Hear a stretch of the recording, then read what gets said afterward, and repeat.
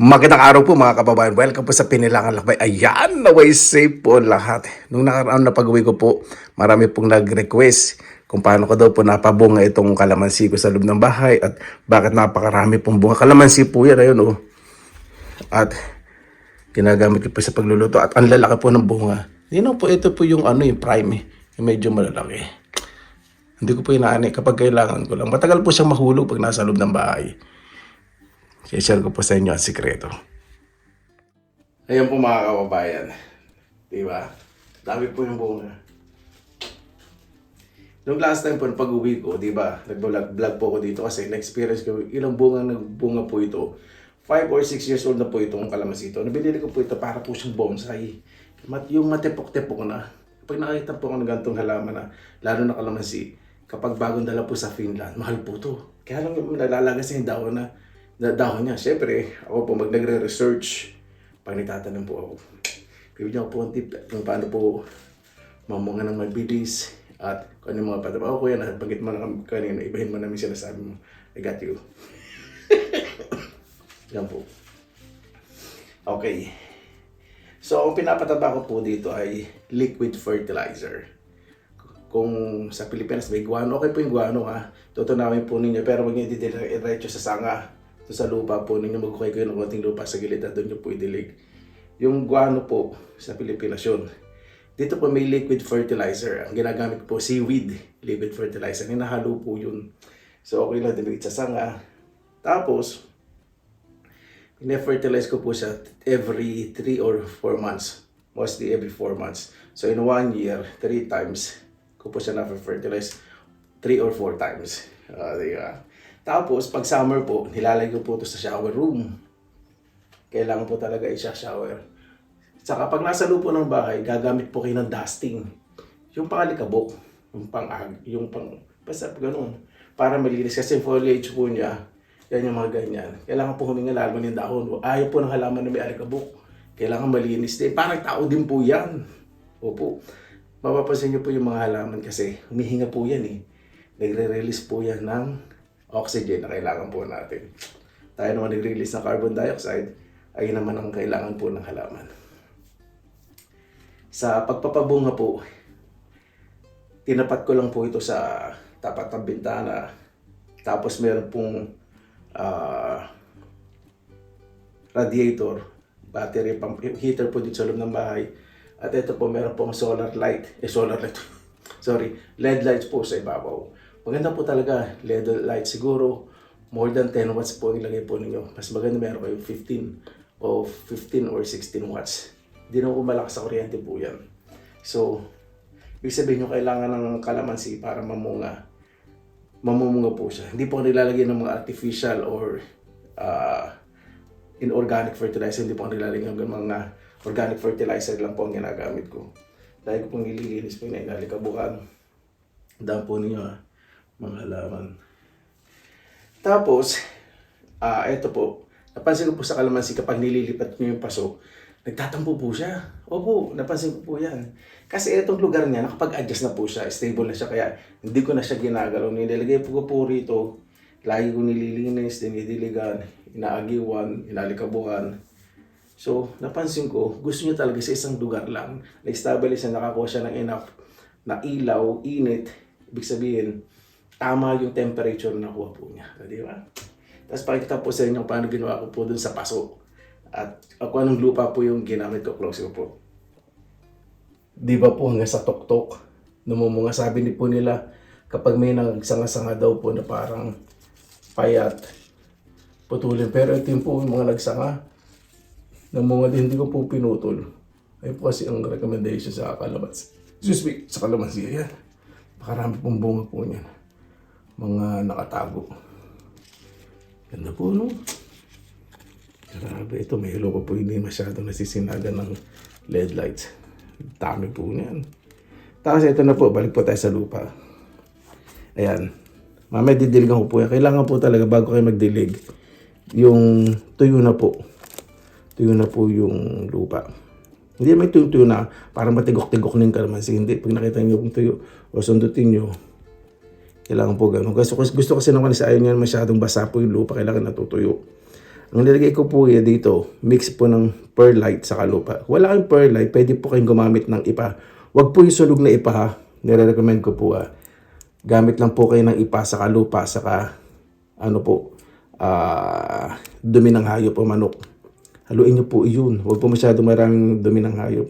Tapos lagay po niya. Ito pong paso ko, may plastic planter po yan na paso. May malaking butas po yan. Tapos, etong supporting planter po niya, wala po itong butas. Nung binili ko po ito, may plastic na po supporter. Pero dinoble ko po yung plastic, nilagyan ko ng trash bag sa loob. Para kapag nagdilig po ako, kukontrol yung mga tubig sa ilalim. So medyo inalalim ko yung paso, nakailalim ng bagya. Kasi yung tubig, pag nasa ilalim ng initan, magkikreate po yan ng humidity. Yung init na singaw. Yan po yung gusto ng kalamansi, pupunta po rito. Diga, saka-research ko po yan. Ano po yung mga tumutubo po sa cactus po yung katabi. Ito po yung cactus, pakikita ko.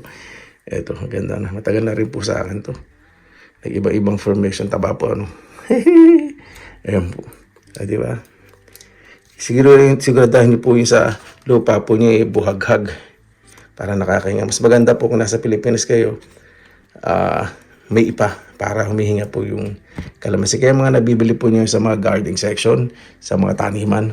Yung ipa lang po ginagamit, hindi sunog na ipa, sa may lupa. So, di ba? Ganda po, ano? Ganda ba? Paano yung kuya? Siyempre ikaw may radiator ka. Tapos may LED lights ka, may bibintana ka. Sa mga 4 seasons po, yun po yung recommendation ko po Kasi, ang dami ko na pong experience. Mga 4 times na po yung experience ko na pagbili ng, hindi naman sobrang dami, 4 times, na namatayan po talaga ako. So, gano'n po talagang pag-garden.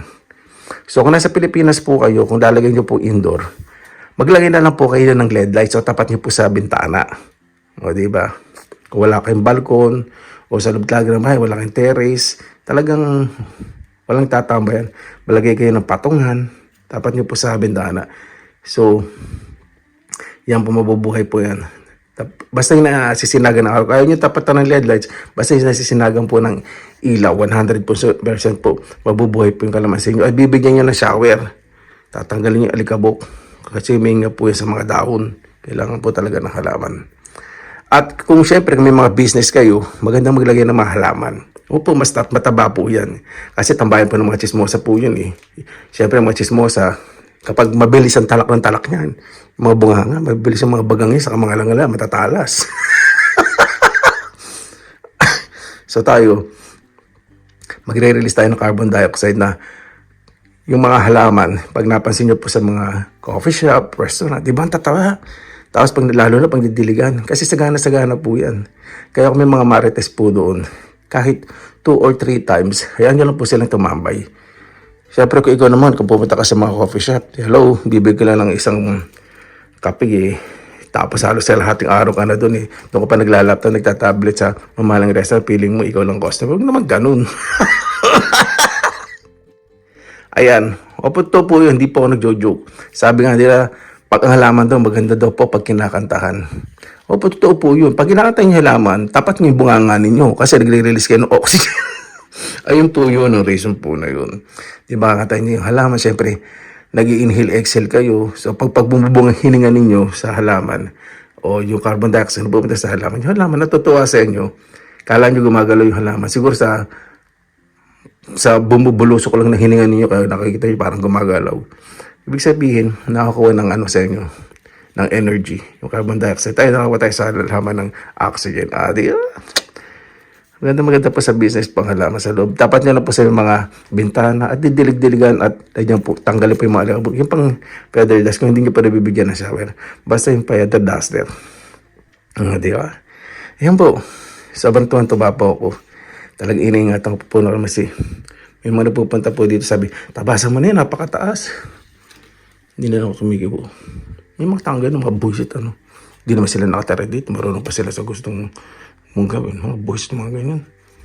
Tapos pumunta sa bahay, maganda-ganda ng bahay mo. Hindi ka man lang pupurin yung pinaghirapan. Papasin lang, hindi maganda. Ganun mga inggiter. Mga inggiter, mga bullshit sa lipunan.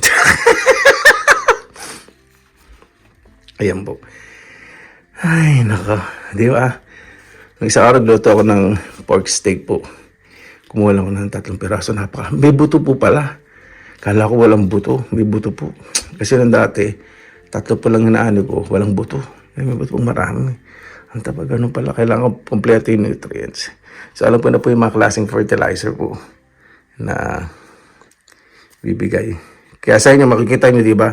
Tulad nito, hindi po yung alikabok. Medyo namumutiling talaga pag indoor. Kailangan alikabukan nyo yung halaman. Ito po para huminga ang halaman. Tatanggalan ninyo ng alikabok, huminga po yan sa dahon. Tatanggalin nyo, alikabok pala talaga yun. Malinis mamaya. Kung hindi nyo kayang bitbitin, alikabukan ninyo, gamit kayong feather duster. Tapos alin yung fertilizer. O kaya wala, pupunas-punas. Sabi ako, nung dati ilan lang po na halaman ko, pinupunas-punasan ko po yan ng tissue.